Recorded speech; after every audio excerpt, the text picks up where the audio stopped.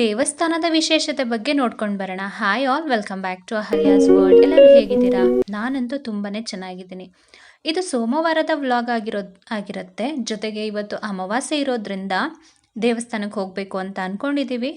ದೇವಸ್ಥಾನಕ್ಕೆ ಹೋಗೋದ್ರ ಜೊತೆಗೆ ಅಲ್ಲಿನ ಒಂದು ಪದ್ಧತಿ ಹಾಗೂ ವಿಶೇಷಗಳನ್ನ ನಿಮ್ಮ ಹತ್ರ ಹಂಚ್ಕೋಬೇಕು ಅಂತ ಅಂದ್ಕೊಂಡಿದ್ದೀನಿ. ಒಂದು ದೇವಸ್ಥಾನ, ಒಂದು ಪ್ರಾರ್ಥನೆ ಮತ್ತು ನಮ್ಮ ಜೀವನದಲ್ಲಿ ನಡೆದ ಒಂದು ಮರೆಯಲಾಗದ ಘಟನೆ ಇವತ್ತಿನ ನನ್ನ ವ್ಲಾಗ್ನಲ್ಲಿ ಎಲ್ಲ ಕೂಡ ತಿಳಿಸ್ಕೊಡ್ತೀನಿ. ಅದಕ್ಕೂ ಮುಂಚೆ ಮನೆ ಹಿತ್ತಲು ನೋಡ್ಕೊಂಡು ಬರೋಣ. ದೇವ್ರ ಪೂಜೆ ಅಂತ ಅಂದರೆ ಹೂವು ಬೇಕೇ ಬೇಕಲ್ವಾ, ಹಾಗಾಗಿ ಹೂವನ್ನೆಲ್ಲ ಬಿಡಿಸ್ಕೊಳ್ತಾ ಇದ್ದೀನಿ. ಹಿಂದಿನ ದಿನನೇ ಆ್ಯಕ್ಚುಲಿ ಕೆಲಸನೆಲ್ಲ ಮಾಡ್ಕೋಬೇಕಾಗಿತ್ತು, ಆದರೆ ಸಮಯದ ಅಭಾವದಿಂದ ನಾನು ಸೋಮವಾರ ದಿನವೇ ಹೂವನ್ನೆಲ್ಲ ಬಿಡಿಸ್ಕೊಂಡು ಅದನ್ನು ಕಟ್ಕೊಳ್ತಾ ಇದ್ದೀನಿ. ನಾನು ಈ ಥರ ಕೆಲಸಗಳನ್ನ ಮಾಡ್ಕೋಬೇಕಾದ್ರೆ ನಮ್ಮತ್ತೆ ಮನೆಗೆ ಕುಡಿಯೋದಕ್ಕೆ ನೀರು ಹಿಡಿಯೋದು, ಹಾಗೆ ಪಾತ್ರೆ ತೊಳೆಯೋದು, ಇದೆಲ್ಲ ಅವ್ರು ನೋಡ್ಕೊಳ್ತಾ ಇದ್ದಾರೆ. ಸೊ ಮಿಕ್ಕಿದ ಕೆಲಸನ ನಾನು ನೋಡ್ಕೊಳ್ತಾ ಇದ್ದೀನಿ. ಈ ರೀತಿ ಒಬ್ರಿಗೊಬ್ರು ಹಂಚ್ಕೊಂಡು ಕೆಲಸ ಮಾಡಿಕೊಂಡ್ರೆ ಕೆಲಸ ಕೂಡ ಬೇಗ ಆಗೋಗ್ಬಿಡುತ್ತಲ್ವಾ. ನಮ್ಮ ಮನೆಯಲ್ಲಿ ನನಗೆ ಹೆಚ್ಚಿನ ಕೆಲಸನೇ ಇರೋದಿಲ್ಲ. ಮೈಸೂರಲ್ಲಿದ್ದರೆ ಮಾತ್ರ ಕೆಲಸ. ಊರಿಗೆ ಹೋಗ್ಬಿಟ್ರೆ ನಮ್ಮ ಅತ್ತೆನೇ ಎಲ್ಲ ಕೆಲಸ ಮಾಡಿಕೊಡ್ತಾರೆ ನನಗೆ. ನಾನು ಹೇಗೆ ತವ್ರ ಮನೆಗೆ ಹೋದರೆ ಆರಾಮಾಗಿರ್ತೀನಿ, ಅದೇ ರೀತಿ ಅತ್ತೆ ಮನೆಗೆ ಹೋದರೂ ಕೂಡ ಅಷ್ಟೇ ಆರಾಮಾಗಿರ್ತೀನಿ. ನಮ್ಮ ಅತ್ತೆ ನನ್ನ ಅಷ್ಟೇ ಚೆನ್ನಾಗಿ ನೋಡ್ಕೊಳ್ತಾರೆ. ಹಾಗಾಗಿ ಸರಿ ಬನ್ನಿ ರೆಡಿ ಆಗೋಣ. ಹೂವನ್ನು ಕಟ್ಟಿದ್ದಾಯಿತು, ಇನ್ನೇನು ರೆಡಿ ಆಗೋದು ಒಂದೇ. ಇದು ಅದಕ್ಕೂ ಮುಂಚೆ ನಮ್ಮ ಬಾಸ್ ರೆಡಿ ಆಗ್ತಾಯಿದ್ರು. ರೆಕಾರ್ಡ್ ಮಾಡೋಕ್ಕೆ ಹೋದರೆ ನನಗೆ ಬುಂಡೆ ಮೇಲೆ ಹಾಕ್ತೀನಿ ಅಂತ ಅಂದರು.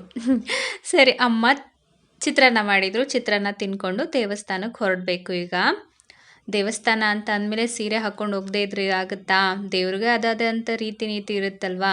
ಹಾಗಾಗಿ ರೆಡಿಯಾಗಿ ಹೊರಟಿದ್ದೀವಿ. ನಮ್ಮ ಯಜಮಾನ್ರಿಗೆ ಕಾರಲ್ಲೇ ಬನ್ನಿ ಅಂತ ಅಂದರೆ ಅವರು ಇಲ್ಲ, ಐರಾವತದಲ್ಲೇ ಬರಬೇಕು ನಾನು ಅಂತ ಹೇಳಿಬಿಟ್ಟು ಅವ್ರ ಗಾಡಿ ತೊಗೊಂಡು ಬಂದರು. ಆಮೇಲೆ ಅವ್ರ ಫ್ರೆಂಡ್ ಹೇಳಿದ್ದಕ್ಕೆ ಮತ್ತೆ ಗಾಡಿ ತೊಗೊಂಡೋಗಿ ಮನೇಲಿ ನಿಲ್ಲಿಸ್ಬಿಟ್ಟು ನಮ್ಮ ಜೊತೆಗೆ ಕಾರಲ್ಲಿ ಬಂದರು. ಈಗ ಕಾರಲ್ಲಿ ಹೋಗ್ತಾ ಹೋಗ್ತಾ ಆ ದೇವಸ್ಥಾನದ ವಿಶೇಷತೆಗಳನ್ನು ಹೇಳ್ತೀನಿ ಒಂದೊಂದಾಗಿನೇ. ಮೊದಲನೇದಾಗಿ ಈ ದೇವಸ್ಥಾನದ ಹೆಸರು ಬಂದು ಶ್ರೀ ಕೆಂಡಗಣ್ಣೇಶ್ವರ ಸ್ವಾಮಿ ಮತ್ತು ಮಹದೇಶ್ವರ ಸ್ವಾಮಿಯ ಒಂದು ದೇವಸ್ಥಾನ. ಇದು ಎಲ್ಲಿರೋದು ಅಂತ ಅಂದರೆ ನಮ್ಮ ಮೈಸೂರಿಂದ ಜಸ್ಟ್ 37 ಕಿಲೋಮೀಟರ್ಸ್ ಆಗುತ್ತೆ. ಹಾಗೂ ಸಿಟಿ ಬಸ್ ಸ್ಟ್ಯಾಂಡಿಂದ 245 ಬಸ್ ಕೂಡ ಇದೆ ಇದಕ್ಕೆ. ಜೊತೆಗೆ ಇದು ಹುಣಸೂರು ತಾಲೂಕು ಕರಿಮುದ್ನಳ್ಳಿ ಅಂಚೆ ಗದ್ದಿಗೆ ಗ್ರಾಮದಲ್ಲಿರೋದು ಶ್ರೀ ಗದ್ದಿಗೆ ಕೆಂಡಗಣ್ಣೇಶ್ವರ ದೇವಸ್ಥಾನ ಅಂತ. ಇಲ್ಲಿ ಹರಿಯುವಂತಹ ನದಿ ಬಂದು ಲಕ್ಷ್ಮಣ ತೀರ್ಥ ಅಂತ. ಆದರೆ ನೀರನ್ನೆಲ್ಲ ತುಂಬ ಗಲೀಜು ಮಾಡಿಬಿಟ್ಟಿದ್ದಾರೆ. ಅಲ್ಲಿ ಹೋಗ್ತಾ ಇದ್ರೆ ನದಿ ಹತ್ರ ಒಂಥರ ಕೆಟ್ಟ ವಾಸನೆ ಬರುತ್ತೆ. ಬಟ್ಟೆಗಳೆಲ್ಲ ಎಸ್ತಿದ್ದಾರೆ. ಅದೆಲ್ಲ ಬೇರೆ ಯಾರೂ ಮಾಡಿರೋದಲ್ಲ, ನಮ್ಮಂಥವರೇ ಮಾಡಿರೋದು. ಅಲ್ಲಿ ಹೋಗೋದು, ಸ್ನಾನ ಮಾಡೋದು, ಅಲ್ಲೇ ಬಟ್ಟೆನೆಲ್ಲ ಬಿಸಾಕೋದು. ಈ ರೀತಿ ಮಾಡಿ ಮಾಡಿ ದೇವಸ್ಥಾನದ್ದು ಸುತ್ತ ನೀರಿರು ಕೂಡ ಅದು ಕೂಡ ಗಲೀಜಾಗಿದೆ. ಕೈಕಾಲು ತೊಳ್ಕೊಳ್ಳೋದಕ್ಕೆ ಅಂತ ಇರೋದು ಅದು. ಕೈಕಾಲೆಲ್ಲ ತೊಳ್ಕೊಂಡು ದೇವಸ್ಥಾನದ ಒಳಗಡೆ ಬರ್ತಾ ಇದ್ದೀವಿ. ಇವತ್ತು ಅಮಾವಾಸ್ಯೆ ಆಗಿರೋದ್ರಿಂದ ತುಂಬಾ ರಶ್ ಇದೆ. ಈ ಹಿಂದೆನೇ ನಾನು ಸ್ಟಾರ್ಟಿಂಗಲ್ಲೇ ಹೇಳಿದೆ, ಒಂದು ದೇವಸ್ಥಾನ ಒಂದು ಹರಕೆ ಅಂತ. ಇಲ್ಲಿ ನಾವು ಏನೇ ಹರಕೆ ಮಾಡಿಕೊಂಡು ಖಂಡಿತವಾಗ್ಲೂ ನೆರವೇರುತ್ತೆ ಅನ್ನೋದು ನನ್ನ ಒಂದು ಪರ್ಸ್ನಲ್ ಎಕ್ಸ್ಪೀರಿಯನ್ಸ್ ಮೇಲೆ ಕೂಡ ಹೌದು. ನನ್ನ ಮಗ ಏನಿದ್ದಾನೆ, ಚಿಕ್ಕ ಮಗ, ಅವನು ಹುಟ್ಟಿರೋದು ಕೂಡ ಈ ದೇವರ ಒಂದು ಅನುಗ್ರಹದಿಂದನೇ. ಇಲ್ಲಿ ಹರಕೆ ಮಾಡಿಕೊಂಡು ಹರಕೆ ಕೂಡ ನಾವು ತೀರಿಸಿದ್ದು ಆಗಿದೆ. ಹಾಗಾಗಿ ಇಲ್ಲಿಗೆ ಜನರು ತುಂಬ ಜಾಸ್ತಿನೇ ಬರ್ತಾರೆ. ಇವತ್ತು ಹುಣ್ಣಿಮೆ ಇದ್ದಿದ್ದರಿಂದ ಇನ್ನೂ ಸ್ವಲ್ಪ ಜಾಸ್ತಿ ಜನನೇ ಇದ್ದಾರೆ. ಜೊತೆಗೆ ಇಲ್ಲಿ ಉರುಳು ಸೇವೆ ಎಲ್ಲ ಕೂಡ ಮಾಡ್ತಾರೆ. ಜನ ಜಾಸ್ತಿ ಇತ್ತು ಅಂತ ಹೇಳಿಬಿಟ್ಟು ಹೊರಗಡೆ ಕಂಬಿಗಳನ್ನ ಹಾಕಿ ಅಲ್ಲಿ ದರ್ಶನಕ್ಕೆ ನಿಲ್ಲಿಸಿದ್ದಾರೆ. ಆದರೆ ಯಾರ್ಯಾರ ಇನ್ಫ್ಲೂಯೆನ್ಸ್ ಮೇಲೆ ಬಂದವ್ರನ್ನ ಡೈರೆಕ್ಟ್ ಒಳಗಡೆನೆ ಬಿಡ್ತಾ ಇದ್ದಾರೆ. ಹೀಗಿರೋದ್ರಿಂದ ಹೊರಗಡೆ ತುಂಬ ಜನಕ್ಕೆ ದೇವ್ರನ್ನ ನೋಡೋದಕ್ಕೆ ಆಗ್ತಿರ್ಲಿಲ್ಲ. ಹಾಗೆ ಇಲ್ಲಿ ಪ್ರತಿದಿನ ದಾಸೋಹ ಇರುತ್ತೆ, ಪ್ರಸಾದ ಇರುತ್ತೆ, 3 ಗಂಟೆ ತನಕ ಊಟ ಇರುತ್ತೆ. ಎಲ್ಲರೂ ಕೂಡ ಭಕ್ತಾದಿಗಳು ಹೊಟ್ಟೆ ತುಂಬ ಊಟ ಮಾಡ್ಕೊಂಡು ಹೋಗ್ಬೋದು. ವಿಶೇಷ ದಿನಗಳಲ್ಲಿ ಈ ರೀತಿ ಹೊರಗಡೆ ಪೆಂಡಾಲ್ ಹಾಕಿ ಊಟನ ಕೊಡ್ತಾರೆ. ಇಲ್ಲ ಅಂದರೆ ಒಂದು ಮನೆ ಥರ ಇದೆ, ಅಲ್ಲಿ ಊಟ ಕೊಡ್ತಾರೆ. ಇದು ತುಂಬಾ ವಿಶೇಷವಾಗಿರುವಂಥ ದೇವಸ್ಥಾನ. ನಮ್ಮ ಮನೆಯವರು ಮತ್ತು ಅವ್ರ ತಾಯಿ ತಂದೆ ಏನಿದಾರಲ್ಲ ಅವ್ರುಗಳು ಕೂಡ ನೋಡಿ ಬೆಳೆದಿರುವಂತಹ ದೇವಸ್ಥಾನ ಇದು.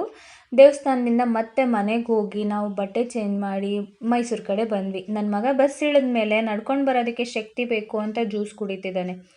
ಮಗಳಿಗೆ ಡ್ಯಾನ್ಸ್ ಕ್ಲಾಸಿಗೆ ಲೇಟ್ ಆಯಿತು, ರೆಡಿ ಮಾಡ್ತಾ ಇದ್ದೀನಿ. ಅವಳು ಕೂದಲು ಬಾಚೋದಕ್ಕೆ ನನಗೆ ತುಂಬ ಕಷ್ಟ. ರಫ್ ಆಗಿಲ್ಲ, ಸಖತ್ ಸಿಲ್ಕಿ ಆಗಿದೆ. ಹಾಕುವಂಥ ರಿಬ್ಬನ್ ಕೂಡ ಜಾರಿ ಬಿದ್ದೋಗುತ್ತೆ. ಹೆಂಗೋ ಅವಳನ್ನ ಡ್ಯಾನ್ಸ್ ಕ್ಲಾಸಿಗೆ ಬಿಟ್ಟು ಹೂವು ತೊಗೊಂಡು ಬರ್ತಾ ಇದ್ದೀನಿ. ಊರಲ್ಲೇನೋ ಪೂಜೆ ಮಾಡಿ ಬಂದೆ. ಮೈಸೂರಲ್ಲಿ ನಮ್ಮನೇಲೂ ಪೂಜೆ ಮಾಡಬೇಕಲ್ವಾ, ಎಷ್ಟೇ ಆದರೂ ಅಮಾವಾಸ್ಯೆ ಅಲ್ವಾ, ಪೂಜೆ ಮಾಡದೇ ಇರೋಕ್ಕಾಗತ್ತಾ? ಹಾಗಾಗಿ ಹೂವು ತೊಗೊಂಡು ಬರ್ತಾಯಿದ್ದೀನಿ. ತುಂಬ ಕಾಸ್ಟ್ಲಿ ಅಪ್ಪ ಹೂವು, ಇಲ್ಲಿ ಮಾರು 150 ರೂಪಾಯಿ ಅಂತೆ. ಮನೆಗೆ ಬಂದು ಮನೆ ಒರೆಸ್ತಾ ಇದ್ದೀನಿ. ಮಾಪಿಲ್ವಾ ಅಂತ ಕೇಳಬೇಡಿ, ಇರೋ ಮಾಪನ್ನ ತೆಗೆದು ನಮ್ಮ ಮನೇಲಿ ಬಿಸಾಕಿದ್ದಾರೆ. ಕಾರಣ ಒಂದಲ್ಲ ಅಂತ 2 ಸತಿ ಮನೆ ಒರೆಸ್ತೀನಿ ನಾನು. ಒಂದು ಸತಿ ಮಾಪ್ ಹಾಕಿದ್ರೆ ಒಂದು ಸತಿ ಕೈಯಲ್ಲಿ ಬಟ್ಟೆಲಿ ಒರೆಸ್ತೀನಿ. ಹಾಗಾಗಿ ಆ ಜಂಜಾಟನೇ ಬೇಡ ಅಂಥೇಳಿ ನಮ್ಮ ಮನೇಲಿ ಮಾಪ್ನ ತೆಗೆದು ಬಿಸಾಕಿದ್ದಾರೆ. ಹೊರಗಡೆ ಬಾಗಿಲಿಗೆಲ್ಲ ಅರಿಶಿನ ಕುಂಕುಮ ಇಟ್ಟು ಚಿಕ್ಕದಾಗಿ ಒಂದು ಪುಟ್ಟದಾಗಿ ರಂಗೋಲಿ ಹಾಕೊಳ್ತಾ ಇದ್ದೀನಿ. ರಂಗೋಲಿ ಹಾಕೋದು ನನಗೆ ಸ್ವಲ್ಪ ಕಷ್ಟಕರ ಇಲ್ಲಿ, ಯಾಕೆಂದರೆ ತುಂಬ ಚಿಕ್ಕದು ಜಾಗ. ಹಾಗೆ ನಂಗೆ ಅಷ್ಟೊಂದು ರಂಗೋಲಿಗಳಲ್ಲಿ ವೆರೈಟೀಸ್ ಗೊತ್ತಿಲ್ಲ. ಗೊತ್ತಿರೋದನ್ನೇ ನೀಟಾಗಿ ಚೊಕ್ಕವಾಗಿ ಹಾಕ್ಕೊಳ್ತೀನಿ. ಕೆಲವರು ಇದಕ್ಕಿಂತ ಚೆನ್ನಾಗಿ ಹಾಕ್ತಾರೆ, ಆದರೆ ಬಂದಿದ್ರಲ್ಲಿ ನಾನು ಮೇಂಟೈನ್ ಮಾಡ್ತಾಯಿದ್ದೀನಿ. ರಂಗೋಲಿನೆಲ್ಲ ಹಾಕಿ ಪೂಜೆ ಎಲ್ಲ ಮಾಡಿದ್ದಾಯಿತು. ಅಷ್ಟರಲ್ಲಿ ನನ್ನ ಟ್ಯೂಷನ್ ಮಕ್ಕಳು ಕೂಡ ಬಂದರು. ಏನಪ್ಪ ಟ್ಯೂಷನ್ ಅಂತ ಅಂದರೆ, ಇವತ್ತಿಂದ ಟ್ಯೂಷನ್ ಕೂಡ ಚಾಲೂ ಆಗ್ತಾಯಿದೆ ನಮ್ಮ ಮನೇಲಿ. ಹಾಗಾಗಿ ಇನ್ಮೇಲೆ ಬೇಗ ಬೇಗ ಕೆಲಸಗಳನ್ನೆಲ್ಲ ಮಾಡ್ಕೋಬೇಕಾಗಿದೆ. ಟ್ಯೂಷನ್ ಮಕ್ಕಳು ಅಂದರೆ ಲಾಸ್ಟ್ ಇಯರ್ ಕೂಡ ಟ್ಯೂಷನ್ ಮಾಡ್ತಾಯಿದ್ದೆ. ಹಾಗಾಗಿ ಈ ವರ್ಷದ್ದು ಟ್ಯೂಷನ್ನು ಇವತ್ತಿಂದ ಶುರುವಾಗಿದೆ. ಅಮಾವಾಸ್ಯೆ ದಿನವೇ ಟ್ಯೂಷನ್ ಚಾಲೂ ಆಗ್ತಾಯಿದೆ ನಮ್ಮ ಮನೇಲಿ.